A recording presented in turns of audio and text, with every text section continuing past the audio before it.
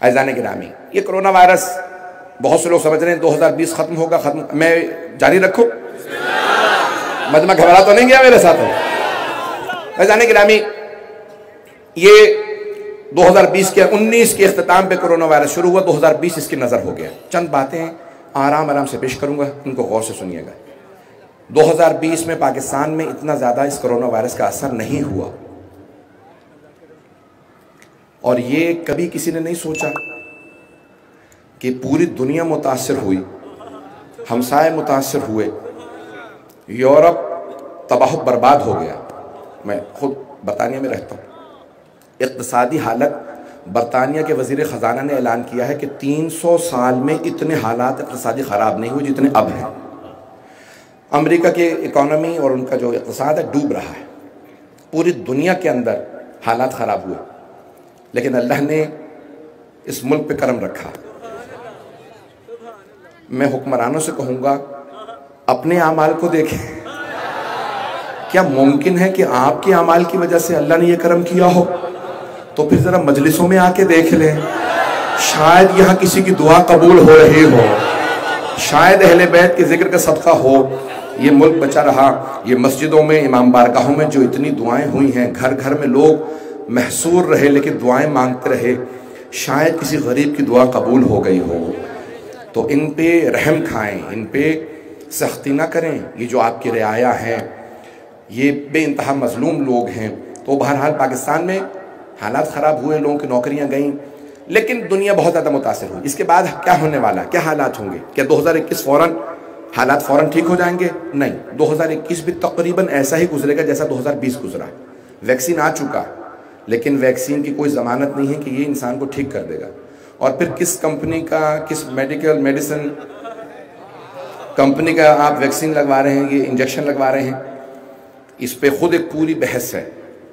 اور یہ پاکستان میں نہیں ہے، یورپ امریکہ میں جا کے دیکھ لیجئے، ہالینڈ کی 87,000 نرسوں نے انکار کر دیا، ہم گنی پگ نہیں ہیں، ہم یہ ویکسین نہیں لگوائیں گے۔ کبھی آپ سارے کرونا وائرسوں کی دیکھ بھال کر رہی ہیں، لگوا لیجیے سب کا، نہیں، یہ انجیکشن ہمیں نہیں لگے گا۔ جب تک ضمانت نہیں دیتے کہ اس کے بعد کرونا وائرس نہیں ہوگا تب تک ہم نہیں لگوائیں گے۔ کہ ضمانت کوئی نہیں دے سکتا، جب ضمانت نہیں دے رہے ہو تو پھر انجیکشن کس بات کا؟ یہ جتنی بڑی بڑی باتیں ہو رہی ہیں، تو یہ 2021 بھی انہی حالات سے گزرے گا۔ اقتصادی حالات اور بدتر ہوں گے۔ غریب ممالک کے اندر بہت سے کھانے پینے کی اشیاء خوردونوش، اس میں قلت آ جائے گی اور قیمتیں بہت زیادہ بڑھ بھی سکتی ہیں۔ میں کچھ سب باتیں نہیں کہنا چاہتا، نہ پریشان کرنا چاہتا ہوں، صرف آپ کو سکھانا چاہتا ہوں کہ اپنے آپ کو تیار رکھیں۔ نجات کی صرف ایک کلید ہے، ایک کنجی ہے، ایک چابی ہے، وہ ہے وابستگی محمد و آل محمد سے۔ ایمان کو تھامے رکھیں، اپنے ایمان کو مضبوط رکھیں۔ سنیں گے، برداشت کریں گے میں اور کچھ بیان کروں؟ میں تھوڑا وقت لوں گا، آج بی بی سے متعلق مجھے پیش کرنا ہے۔ تو عزیزان گرامی، ابھی حالات اقتصادی، پھر اس کے بعد یہ سب کچھ لایا گیا ہے ایک نیا دنیا کے اندر نظام لانے کے لیے، سیاسی نیا نظام آئے گا دنیا میں اس کے بعد۔ اب وہ کب آتا ہے؟ اور نئی دنیا نہیں بنے گی، جو 20 30 سال 40 50 سال بعد ہونے والا تھا وہ آئندہ 5 سے 10 سال میں سب کچھ ہو جائے گا۔ یعنی جو دنیا میں اقتصادی تبدیلیاں آنے والی تھی، اکنامیکل چینجز، پولیٹیکل تبدیلیاں، جو دنیا میں سیاسی تبدیلیاں آنے والی تھی کہ آئندہ چین دنیا کے اقتصاد کا فیصلہ کرے گا، یہ سب کچھ ویسا ہی ہوگا جیسا پہلا ہونے والا تھا۔ پہلے 20 30 سال لگتے ہیں، 5 سے 10 سال میں سب کچھ ہو جائے گا۔ مجھے پوری طرح سے احساس ہے کہ سب لوگ خاموشی سے مجھے بہت غور سے سن رہے ہیں۔ ایک پوری سیاسی اقتصاد کے لحاظ سے اکنامیکلی بہت بڑی بڑی تبدیلیاں آئیں گی۔ میں کوئی لیکچر نہیں دے رہا ہوں، کبھی کوئی سیمینار موقع ملا تو پیش کروں گا۔ یہ نوٹ، کرنسی، سکے ختم ہو جائیں گے، کرپٹو کرنسی یا خود ڈیجیٹل کرنسی یا الیکٹرانک کرنسی آ جائے گی۔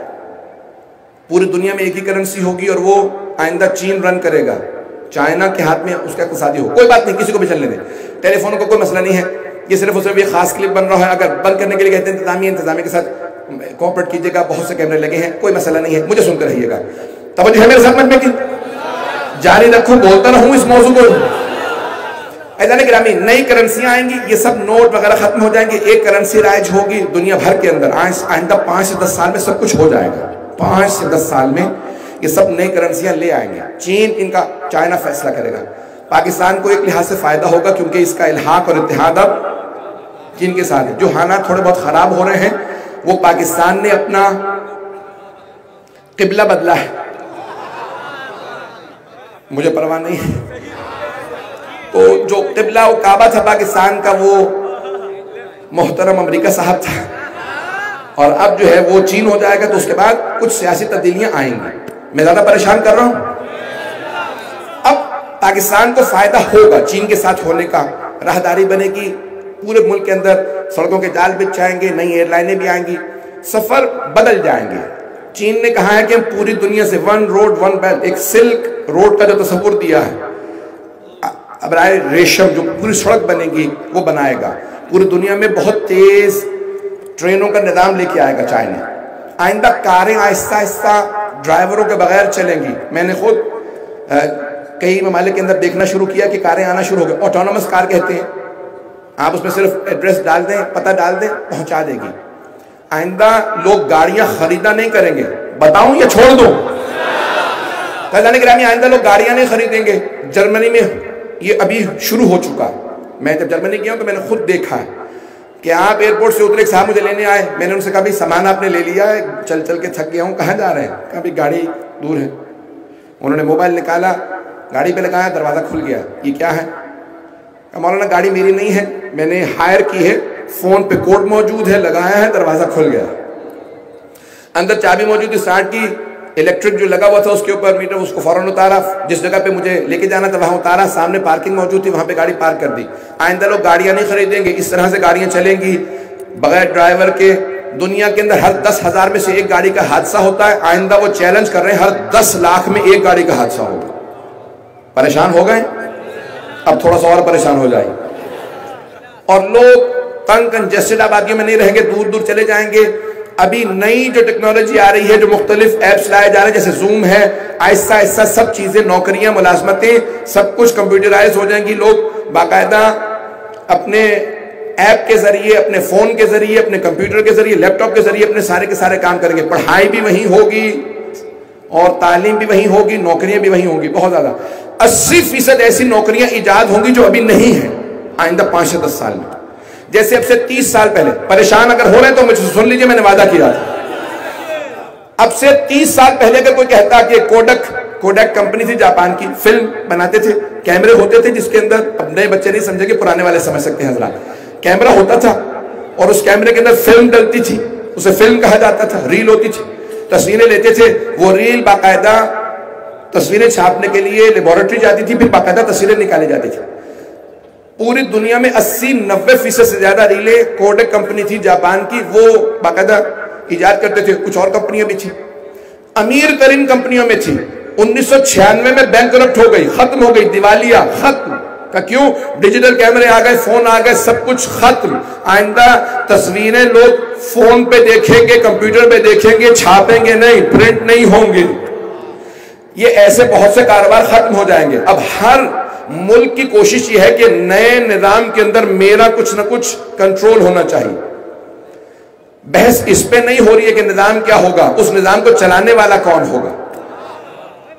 اب تک لوگ کہتے رہے بھئی ایک دنیا کے اندر خدا ہے، اس خدا کا نام امریکہ ہے. تو امریکہ اپنے آپ کو خدا مانتا تھا. یہ جملے پیش کر رہا ہوں، میں کبھی سیاسی گفتگو نہیں کرتا. آپ کہیں گے ایک ہی دفعہ میں اتنی کر دی ہے کہ پابندیاں صحیح لگی ہیں. تو عزیزان گرامی، پرانے زمانے میں تھے نمرود، فرعون، وہ کہتے تھے انا ربکم الاعلی. قرآن اٹھا کے دیکھیے، اپنی زبان سے کہتے تھے انا رب، میں تمہارا رب ہوں، پالنے والا ہوں. اب کہتے نہیں ہیں لیکن حرکتیں وہی ہیں جو فرعون کی تھی. ہمیں نہیں مانو گے تو ڈرون سے حملہ کریں گے، ایٹم بم کی دھمکی دیں گے، نہ جانے کیا کچھ ہوگا. اب یہ سارا ایک نیا اقتصادی نظام آ رہا ہے دنیا کے اندر، سب چیزیں تبدیل ہو جائیں گی. بس میں اسی پہ اکتفا کروں گا، شاید میں نے بہت زیادہ پریشان کیا. ان تمام چیزوں کے اندر امریکہ میں جو امیر ترین لوگ ہیں، ایک آدھ کا نام لینا میرے لیے شاید مناسب نہ ہو کیونکہ میرے پہ کافی پابندیاں سے کبھی کئی ممالک میں ویزوں پہ ہیں. دنیا کے امیر ترین آدمیوں سے ایک آدمی ہے جس کے بہت بڑی بڑی کمپنیاں. پچھلے 20 سال سے وہ اور اس جیسے لوگ بحث کر رہے ہیں کہ دنیا کی آبادی کبھی بھی 7 ارب سے زیادہ نہیں ہوئی. دنیا کی ہمیشہ آبادی بڑھتی رہی ہے اور پھر کم ہوتی رہی. بڑھتی تھی، جنگیں ہوتی، وبائیں پھیلتی. وبائیں ہر 50 60 70 80 100 سال بعد وبائیں آتی رہی ہیں دنیا میں.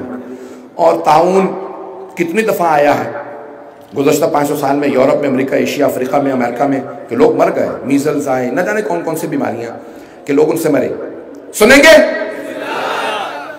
تو عزیزان گرامی، ان تمام بیماریوں سے لوگ مرتے ہیں، سب کچھ ہوتا ہے. تو اب وہاں ایک امریکہ میں بحثیں چل رہی تھی. میں 1998 سے 1998 سے میں امریکہ مسلسل جا رہا ہوں مجالس کے لیے. تو علمی حلقوں میں بحث وہاں پہ چلتی تھی کہ دنیا کی آبادی بہت زیادہ بڑھ گئی ہے، ہمیں دنیا کی 70% آبادی کم کرنے کی ضرورت ہے کیونکہ زمین پہ وسائل نہیں. تو وہاں پہ جو خدا کو نہیں نہ مانتا، وہ نہ اسے رزاق مانتا ہے، نہ اسے کریم مانتا ہے، نہ اسے ستار مانتا ہے. تو اللہ عطا کرنے والا ہے. میں نے زحمت کو تمام کیا، میں جناب سیدہ سے متعلق چند جملے پیش کروں. تو یہ تمام وہ چیزیں کہتے تھے 70% آبادی کم کرو. آبادی کم کرنے کے طریقے کیا ہیں؟ جنگیں، وبائیں اور بہت سی چیزیں جو ممبر کے لائق نہیں ہے کہ ان کو یہاں سے بیان کیا جائے. کہ دنیا میں لوگ شادیاں نہ کریں تاکہ اولادیں نہ ہوں، اور بہت سی اخلاقی بیماریاں جو دنیا میں رائج کی گئیں تاکہ دنیا کی آبادی کو قابو کیا جائے. آبادی زیادہ کہاں پڑ رہی ہے؟ ایشیا کے کچھ ممالک میں اور افریقہ میں. تو ان ملکوں میں زیادہ بیماریاں ہونی چاہیے. بیماریوں کے علاوہ ان کے اقتصاد کو خراب کرنا چاہیے، حکمرانوں کو خریدنا چاہیے کہ ان کو تعلیم نہ دیں. یہ اتنے کمزور ہوں کہ جو ہم جو کہہ دیں وہ مانیں. ان کو اتنا کمزور کر دیں. اگر امریکہ کے اندر گندم کی کاشت زیادہ ہو جائے تو افریقہ کے لوگ بھیک مانگتے رہیں کہ گندم زیادہ ہو گئی ہے. یہ 4000 ٹن 4 لاکھ ٹن گندم جو زیادہ ہوئی ہے ہمیں دے دو، ہم بھوکے ہیں. تو کہا نہیں، گندم کی قیمت کم ہو جائے گی، سمندر میں ڈال دو، کھلائیں گے نہیں. یہ جتنا دودھ یا پنیر زیادہ ہوا سب سمندر میں، بحر اوقیانوس میں گرا دیا جائے، لیکن ہم قیمتوں کو اپنے قابو میں رکھیں گے. میں نے آج سب کچھ کہہ دیا. عزیزان گرامی، جب جناب امیر نے کہا ہے کہ حق کو لوگوں تک پہنچانا ہم پہ لازم و ضروری ہے،